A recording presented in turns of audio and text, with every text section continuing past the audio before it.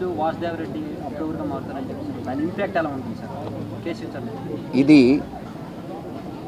ప్రస్తుతం విచారణలో ఉన్నటువంటి విషయం. దీన్ని గురించి నేనేం మాట్లాడకూడదు. సార్ ఒక మాట ఉంది. రాజకీయంగా ఇక్కడ ఉన్నటువంటి రెడ్డిలకి చైతన్యం కావాలని మీరు కోరారు. దానికి మీ సహాయ సహకారం ఎలా ఉంటాయి? దానికి సంబంధించినటువంటి నాయకుడు ఎవరైనా ఉంటారు? మీరే చూస్తారు కదా, వెయిట్ చేయండి, తొందర ఎందుకు? సార్ ఏ బుక్స్ చదువుతున్నారు? వ్యవసాయం ఏ వ్యవసాయం చేస్తున్నారు? బుక్స్ వల్ల వచ్చిన మార్పులు ఏంటి సార్?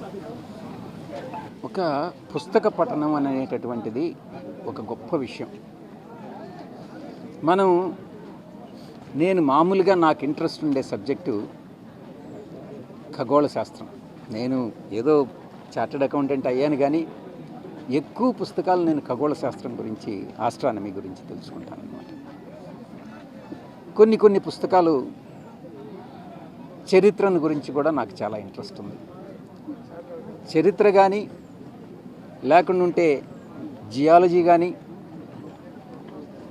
లేకుంటే జీవరాశుల పరిణామక్రమం కానీ, లేకుంటే ఖగోళ శాస్త్రం గురించి పుస్తకాలు ఎక్కువగా నేను చదువుకుంటాను.